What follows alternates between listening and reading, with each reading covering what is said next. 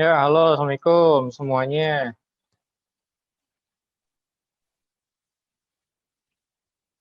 Ada, saya sapa dulu deh. Ada Angelina, ada Dinda, ada Dini, ada Mas Rifatul Hasana, Muhammad Hasan, ada Nahla. Hai semua. Hmm, hmm. Ya, ya langsung aja saya buka pertemuan kita kali ini dengan membaca salam dulu ya. Assalamualaikum warahmatullahi wabarakatuh. Selamat pagi menjelang siang semuanya. Gimana nih puasanya kalian hari ini? Semoga lancar ya. Dari hari pertama ada yang bolong nggak? Ya, semoga bolong nggak apa-apa. Yang penting ada uzurnya. Nah, semoga puasanya lancar sampai akhir Ramadan nanti dan ibadah-ibadahnya juga lancar sampai akhir Ramadan nanti. Amin.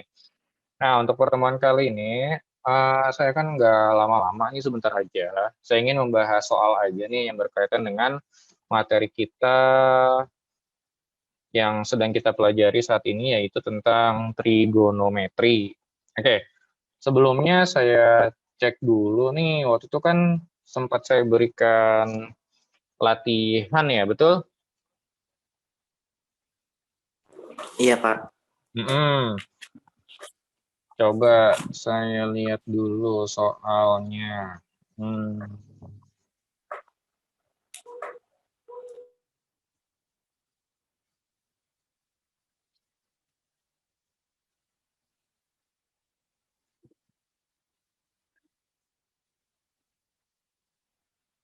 Oke,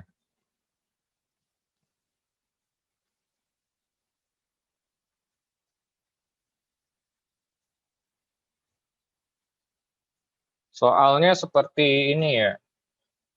Ini salah satu tugas teman kalian nih, saya mau jadikan contoh aja.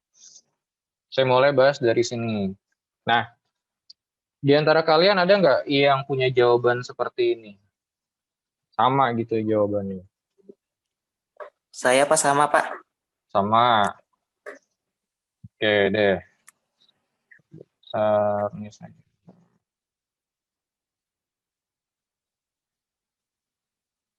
Ups. Oke. Nah, soalnya itu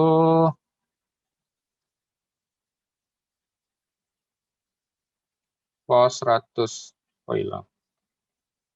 35 derajat dikurang sin 240 derajat ditambah tangan 300 derajat. Oke. Nah, ini teman kamu mulai dengan mencari nilai trigonometrinya masing-masing. Nah, untuk cos 135, caranya ya karena di kuadran 2, maka harus 180 dikurang 45. Karena kuadran 2 nilai cosnya negatif, jadi min cos 45, nilainya min setengah akar 2, betul. Untuk sin 240-nya, karena ada di kuadran 3, ingat nih, kalau untuk kuadran 3, sin 240, itu kita gunakan 180 atau 360 aja, gitu, supaya nanti nggak berubah nilainya. Sebenarnya bisa sih kalau pakai 270 di situ, tapi nanti saya memang tidak ajarkan karena takut ketukar gitu loh. Kalau pakai 270 nanti nilai jadi cos. Nah, supaya nggak berubah gitu tetap, makanya saya pakai 180 aja. Jadi kalau kuadran 2 180 dikurangin, kalau kuadran 3 ditambah gitu ya. Jadi 180 ditambah berapa nih supaya jadi 240?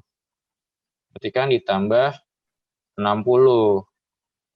Nah, karena sin pada kuadran 3 bernilai negatif, makanya hasilnya negatif sin 60 derajat. Nah, negatif sin 60 min setengah akar 3 gitu. Nah, untuk tangan 300 sama dengan 360 dikurang 60, ya itu harusnya di sini tanda kurung ya, bukan sudut, nih kurung juga. Jadi negatif betul, tanggal 60, negatif akar 3 betul. Oke, nah kalau digabung, nih yang selain sin-nya sisanya benar ya nilainya. Kalau digabung, kita tulis menjadi negatif setengah akar 2, kemudian itu kan perintahnya dikurang ya. Dikurang, sin 240 itu negatif setengah akar 3, kemudian ditambah tangan 300 tuh negatif, akar 3. Jadi sebenarnya semuanya negatif tuh. Jadi min setengah akar 2, oke. Di sini negatif ketemu negatif, artinya min dikali min plus setengah akar 3, gitu ya. Nah, terus yang ini positif dikali negatif, hasilnya negatif, min akar 3. Nah, sampai sini kalian harus hati-hati. Nah, untuk penjumlahan atau pengurangan bentuk akar, yang kalian bisa gabung itu adalah bagian yang mempunyai akar yang sama. Nah, dari sini mana yang akarnya sama nih? Yang mempunyai akar sama adalah yang dua terakhir, yaitu sama-sama mempunyai akar 3. Gitu ya. Ini kan akar 3. Ini juga akar 3. Nah, yang depan gimana? Itu nggak sama karena akar 2. Nah, jadi yang nggak sama, biarkan gitu aja. Jadi, min setengah akar 2. Kemudian yang sama gimana? Kamu tinggal jumlahkan angka yang berada di depan tanda akarnya tersebut. Ya, akar 3 yang depan kan, depannya ada ada setengah. Nah, terus dikurang sama 1 nih, akar 3 yang belakang kan 1. Kalau nggak ditulis berarti depannya 1. Artinya setengah dikurangin 1. Berapa itu setengah dikurang 1? Kalau kamu nih mau jadiin pecahan juga boleh. Jadi sama-sama per 2. Nah, ini yang setengahnya tetap ya. Dikurang, nah satunya ini jadi 2 gitu. 1 kalau dibuat penyebutnya 2 jadi 2 per 2. Berarti 1 dikurang 2 min 1 per 2. Nah, ini hasilnya jadi min setengah akar 3 gitu. Sampai sini boleh, atau kalau mau ditulis seperti ini boleh juga nih. Karena depannya sama-sama min setengah, jadi kamu boleh tulis seperti ini. Min setengahnya digabungin gitu, dipisahin. Sorry, salah. Saya salah nulis. Karena sama-sama min setengahnya boleh dikeluarin. Jadi min setengah, terus baru kurung ya. Terus akar 2 ditambah akar 3. Nah, ini boleh, yang atas boleh. Jadi harus berhati-hati juga dengan operasi bilangan akarnya, gitu. Jadi yang benar jawabannya seperti itu. Gitu ya, mudah-mudahan bisa jadi bahan koreksi kalian nih nanti ketika ketemu soal yang demikian juga. Jadi udah tahu, oh ternyata cara ngerjainnya begitu. Oke? Nah, jadi untuk contoh soal yang mau saya bahas hari ini, nah di sini sebenarnya saya ambil dari soal tryout kakak kamu kelas 12 kemarin. Kamu kelas 12 kemarin tuh ada tryout, nah di antara soal-soal tryout tersebut ada yang materinya trigonometri. Nah, kita lihat mana ya yang soal trigonometri. Nah, soal yang trigonometri itu ada di sini. Nomor 37. Ya, coba kita baca dulu sama-sama. Seorang anak kecil bermain layangan di tengah padang rumput. Layangan anak kecil tersebut yang sudah stabil di udara, benangnya diikat pada pasak yang ditancapkan ke tanah atau di tanah. Dari kondisi tersebut, terbentuk sudut elevasi, yaitu di sini maksudnya bukan 600 tapi 60 derajat. Sudut elevasi yaitu 60 derajat. Nah, kemudian dan panjang tali layangan hingga ikatan benang di tanah adalah 80 meter. Maka ketinggian layangan dari atas tanah itu berapa meter? Nah, itu dia soalnya. Nah, untuk menjawab soal yang seperti ini, nah kita harus tahu dulu di sini kan ada istilah sudut elevasi. Apa itu sudut elevasi? Jadi, sudut elevasi adalah sudut yang terbentuk ketika kita memandang ke atas gitu ya. Jadi dari tanah itu kan bagian yang mendatar nih di sini, bagian yang mendatar di sini, misalnya tanah, terus misalnya kita memandang ke atas, nah terhadap permukaan tanah, maka terbentuklah yang disebut sebagai sudut elevasi. Jadi ini besarnya disebut sebagai sudut elevasi. Nah, gitu. Nah, tapi ada juga yang disebut sebagai lawannya dari sudut elevasi, yaitu sudut depresi namanya. Aduh. Nah, sudut depresi. Mana sudut depresi itu? Nah, sudut depresi itu kalau kita kebalikannya. Jadi kalau misalnya dari atas, gitu ya, dari atas memandang ke bawah, nah, terhadap permukaan datar di atas, itu dia membentuk sudut bahwa misalnya ini bisa makan sudut depresi.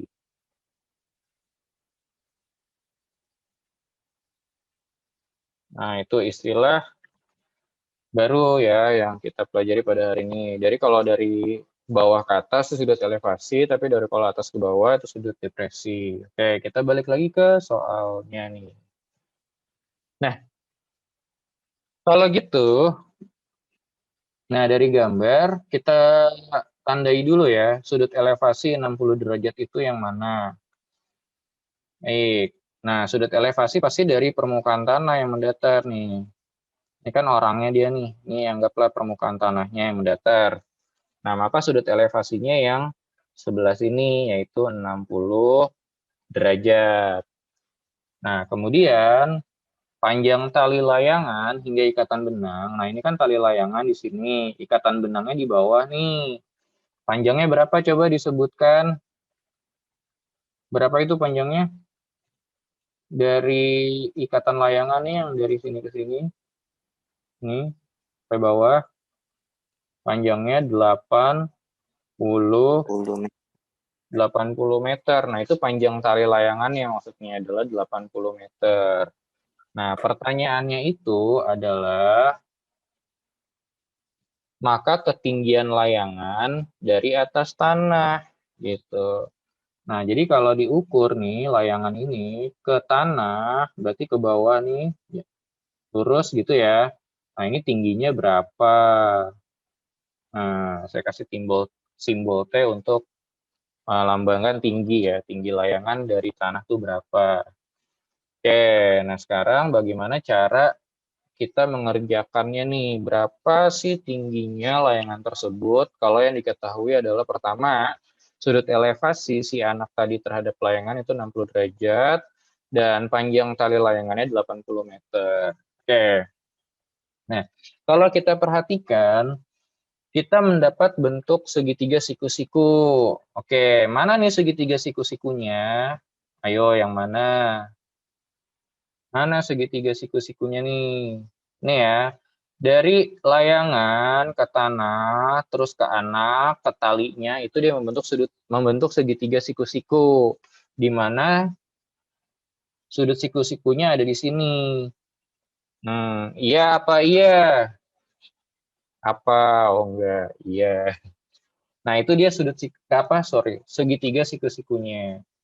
Nah, kalau kita berpatokan terhadap sudut yang 60 derajat ini, ya kan? Sudut yang 60 derajat ini, maka tinggi layangan nih itu tepat berada di depan sudut yang 60 derajat. Oke, kita ingat-ingat materi trigonometri kita nih. Kalau yang sisi yang berhadapan di sudut yang dimaksud itu sisi sebelah mana? Sebelah depan, samping, atau miring? Kalau Depan. sisi yang berhadapan dengan sudut yang dimaksud adalah sisi depan. Oke.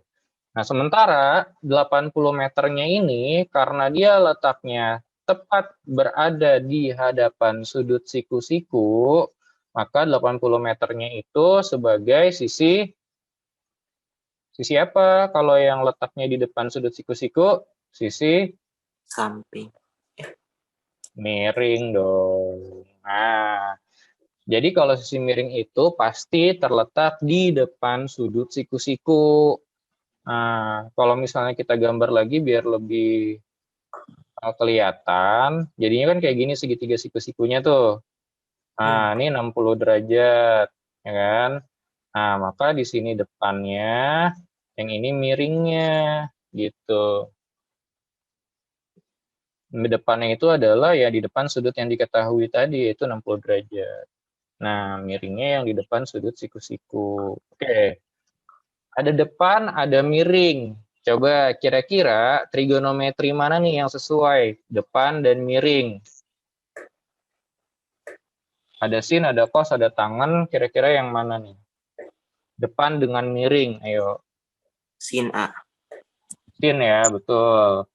Nah, kenapa sin? Karena sin itu perbandingan antara depan per miring. Perbandingan sisi depan dengan sisi miring. Sin berapa di sini? Karena sudut yang dimaksud adalah sudut 60 derajat, maka kita tulisnya adalah sin 60 derajat. Gitu. Nah, sin 60 derajat, kalau kita lihat tabelnya, itu akan bernilai dengan senilai dengan setengah akar 3.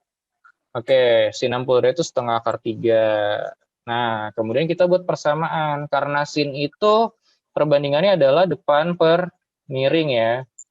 Maka sin 60 derajatnya boleh kita tuliskan sebagai perbandingan antara sisi depan per sisi miring. Jadi depan per miring sama dengan setengah akar 3. Nah, kalau misalnya kita nggak mau menuliskan setengah akar 3 seperti itu, nah supaya lebih mudah untuk pengerjaan nanti, boleh tulisnya kayak gini ya. Jadi akar 3 per 2 itu sama aja dengan setengah akar 3. Supaya nanti kali silangnya gampang. Kita akan mengali silang nanti nih. Nah, sisi depannya berapa? Diketahui nggak di soal? Enggak, Pak. Enggak. Nah, itu simbolnya T ya, maka ditulis T aja boleh. Nah, sisi miringnya berapa nih panjangnya? Sisi 8. miringnya di soal itu 80. Oke, saya tulis miringnya 80. T per 80 sama dengan akar 3 per 2. Nah, setelah dituliskan semua yang diketahui, baru kita kali silang nih. Jadi kalau ada persamaan pecahan kayak gini, cara menyelesaikan adalah dengan cara kali silang. Gitu ya. Mulai dari T kali 2 dulu. T kali 2 itu berarti T kali 2 gitu ya. Nah, sama dengan, jadi kalau setelah kali silang udah nggak ada pecahan lagi gitu ya. T kali 2 sama dengan 80 dikali akar 3 atau 80 akar 3. Nah, T kali 2 itu sendiri, kalau kamu mau langsung tulis, ini tiganya kurang bagus. Kamu langsung tulis boleh dengan 2T ya. Jadi T kali 2 itu sama dengan 2T. 2T sama dengan 80 akar 3. Nah, maka T sama dengan 80 akar 3 dibagi 2. Oke, berarti T sama dengan berapa itu? 80 akar 3 dibagi 2. Ini 80 kita bisa dibagi 2 nih. 80 bagi 2 berapa? 40. 40. Nah, sehingga jawabannya adalah 40 akar 3. Seperti itu. Jadi trigonometri ini bisa untuk mengukur ketinggian benda pada sudut tertentu. Kuncinya adalah kita tahu nih sudutnya berapa. Gitu ya. Jawabannya nih 40 akar 3. Oke. Nah, ada satu soal lagi yang mau saya bahas berkaitan dengan soal cerita ya, trigonometri. Ini ada di bawah nih. Waduh, ini gambar apa ya? Ini jadi ada seorang anak katanya ya. Seorang anak berada pada jarak 36 meter dari kaki sebuah gedung, mengamati puncak gedung dan helikopter yang berada tepat di atas gedungnya gitu ya. Dengan sudut elevasi masing-masing 30 derajat dan 45 derajat. Maka jarak helikopter ke puncak gedung adalah berapa meter? Nah, 36 meter itu berarti yang mana nih? Seorang anak berada pada jarak 36 meter dari kaki sebuah gedung. Berarti jarak dari anak ke gedungnya. Berarti yang mendatar ini, yang bawahnya nih. Jarak dari anak ke gedungnya. Anak ke kaki gedung, yaitu 36 meter. Ini kan kaki gedung di bawah. Nah, terus disebutkan bahwa ada sudut elevasi di situ. Nah, ada 30 derajat dan ada 45 derajat. Nah, kalau sudut elevasi terhadap puncak gedung tuh yang berapa derajat? Terhadap puncak gedung berarti yang ini. Berapa derajat tuh? Nih, berapa derajat? Coba disebutin. 30. 30 derajat. Nah, kalau sudut elevasi terhadap helikopternya berapa derajat? 45. Nih, 45. Jadi lebih besar helikopternya ya. Artinya kan helikopternya lebih tinggi dari gedung tersebut. Nah, sekarang pertanyaannya apa ya? Maka jarak helikopter ke puncak gedung. Berarti jarak helikopter ke gedungnya ini berapa jaraknya? Gitu. Nah, sebenarnya pada prinsipnya cara itu sama seperti soal yang tadi. Cuman kita harus dua kali nih cara pengerjaannya.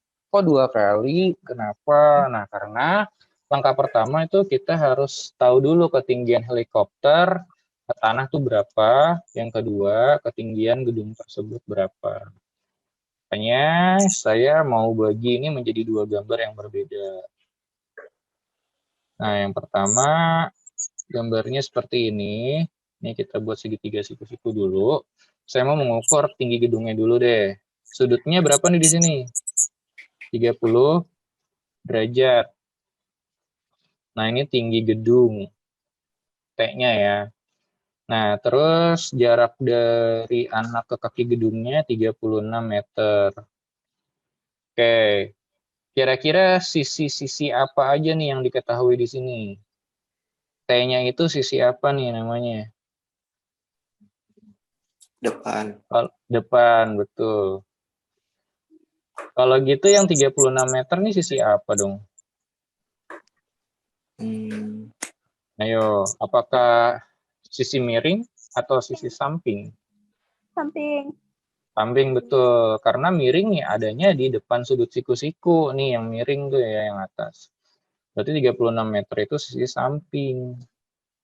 Nah, antara depan sama samping itu kita bisa dapat nilai apa? Trigonometrinya. Sin atau cos atau tangen? Depan dan samping. Cos. Ayo. Depan dan samping. Oh, depan. Ayo coba dilihat lagi. Tangan. Nah, tuh. Nah, tangannya apa? Karena sudutnya di sini 30 derajat, langsung aja tulis tangan 30 derajat. Tangan 30 derajat kalau kamu lihat tabel berapa coba nilainya? Sepertiga. Sepertiga Tiga. akar 3. Tiga. Ya, betul. Sepertiga akar 3. Nah, tangan 30 derajat kita bisa tuliskan sebagai perbandingan depan per samping atau desa. Nah, sepertiga akar 3 untuk memudahkan perhitungan, kamu nulis seperti ini, akar 3 per 3 aja boleh. Nah, depannya itu adalah T gitu ya, tinggi gedungnya. Sampingnya itu 36. Ini sama dengan akar 3 per 3. Nah, setelah dapat kayak gini, seperti biasa, kamu kali silang. Nah, sehingga berapa nih ya? T kali 3 itu berapa T kali 3? 3T. 3T sama dengan 36 kali akar 3. Ya langsung digabungin aja nulisnya 36 akar 3. Maka T-nya itu harus dibagi lagi ya. 36 akar 3 dibagi 3. Berapa 36 dibagi 3?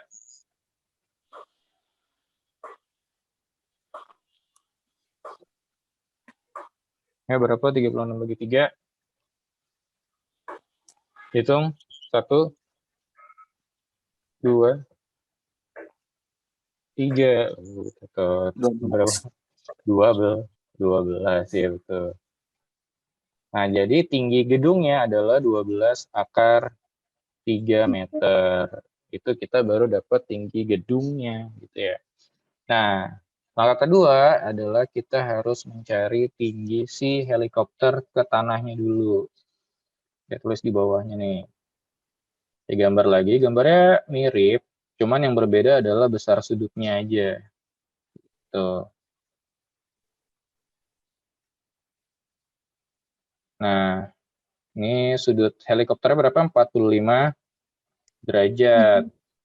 Ini saya kasih simbol T lagi aja.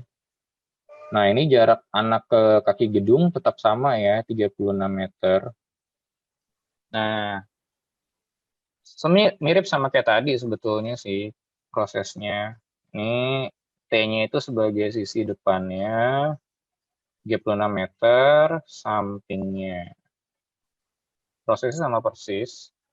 Kita juga pakai perbandingan tangan, karena ada depan, ada samping.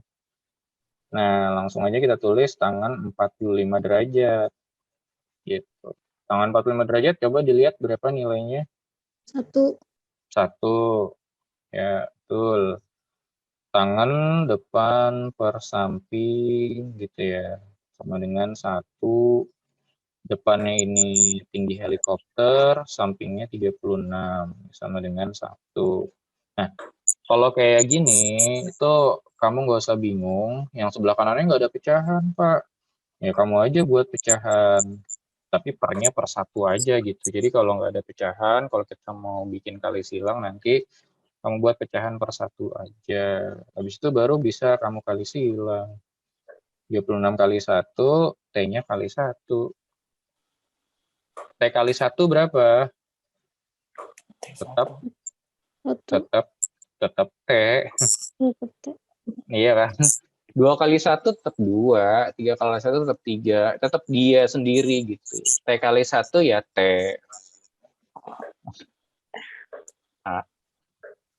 Nah, berarti 36 kali 1 yang sebelah kanannya 36. Nah, gitu. Jadi T-nya 36 meter.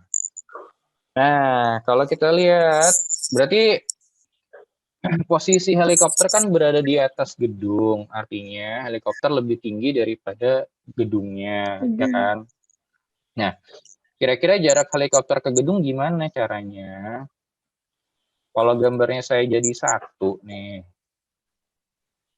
Nah, gambarnya kayak saya jadi 1 kayak gini kan nanti hasilnya tuh. Nah, ini gedungnya cuma segini ya kan? Gedungnya 12 akar 3 meter. Tapi helikopternya di atasnya ini jaraknya berapa? 36 meter sampai bawah. Nah, kira-kira jarak dari helikopter ke gedung yaitu yang ini tuh berapa? Yaitu tinggal diapain aja nih?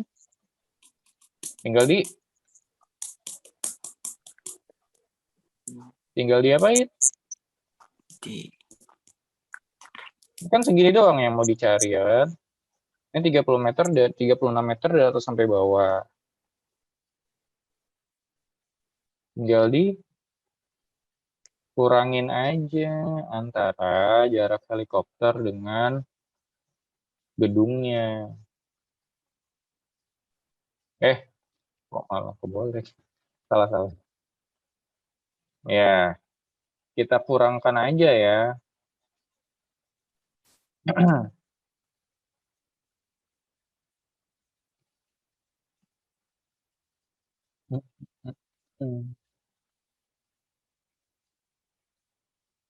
Betul.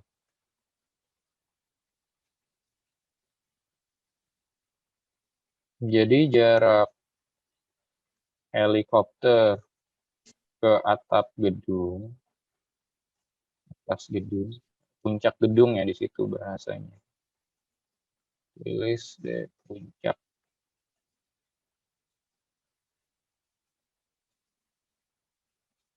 gedung itu jarak helikopter ke tanahnya 36 dikurangin jarak bukan tinggi gedungnya itu 12 akar 3 meter.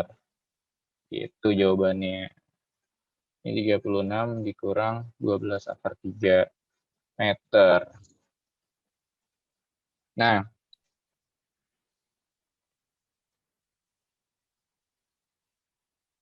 silakan dicatat dulu dari yang nomor 37, nomor 1 tadi ya, sampai yang nomor kedua. Nah, soal-soal ulangan nanti ya kira-kira ada yang seperti ini gitu. Kayak soal cerita yang berhubungan dengan kejadian sehari-hari. Ya, saya beri waktu deh sekitar 5 menit untuk mencatat. Atau catatnya nanti aja. Mau di screenshot dulu, boleh. Kalau mau di screenshot dulu, Screenshot. ya udah. Silakan screenshot yang contoh yang pertama dulu. Udah? Kalau sudah, silakan screenshot yang contoh kedua.